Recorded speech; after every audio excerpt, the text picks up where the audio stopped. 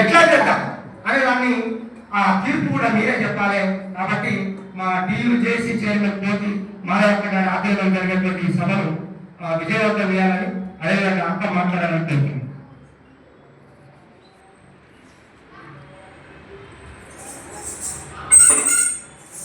లైట్లు లేవా?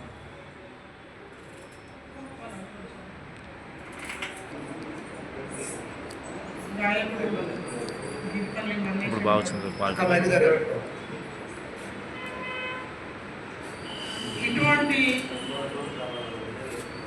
సభను ఏర్పాటు చేసుకుంటాము అని అనుకోలేదు. దీనికి కళాకారులు, పెద్దలు, మరి రామరెడ్డి గారు, రామగిరి ప్రకాశం గారు, మరి విద్యార్థులు, బద్రీ గారు, ఇంకా కొంతమంది సోదరులు నాకు పక్కనే ఏమనుకోవద్దు. అందరికీ నా ఉద్యమాభివందనలు తెలియజేస్తూ ఈరోజు మల్లేశం గారు తమ్ముడు గిరిపల్లి మల్లేశం లేరు అంటే నమ్మలేని పరిస్థితి.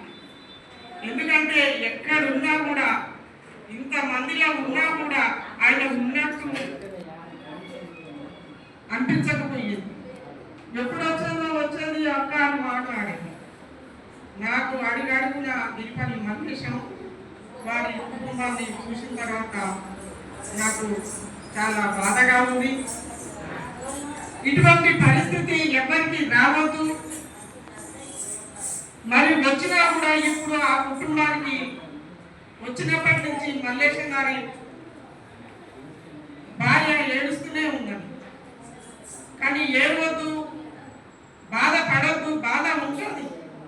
ఉండదనే మాకే బాధ అనిపిస్తున్నది. అసలు నిన్న మొన్న పరిచయం అయ్యి 1 సంవత్సరం అంతే నాకు పరిచయం అయ్యి మాకే బాధ అనిపిస్తున్నది. ఎక్కడో ఒక ఆడ ఉన్నాడు మల్లేశం తమ్ముడు ఇక్కడ అనే అనిపిస్తున్నది. ఇంకా కళ్ళలో మెదులుతూనే ఉన్నాడు. కానీ మల్లేశం మన పక్కనే ఉన్నాడు, మన దగ్గరే ఉన్నాడు, భౌతికంగా లేడు. ఆ కుటుంబం మరి ధైర్యంగా ముందుకు పోవాలి, కానీ బాధపడద్దు. ఆ పిల్లలను చూసుకోవాలి. ఆ కుటుంబం తండ్రి కానీ తల్లి కానీ వారికి ధైర్యం చెప్పి, మరి ఆ ధైర్యమే పెద్ద ఆస్తి మనకు.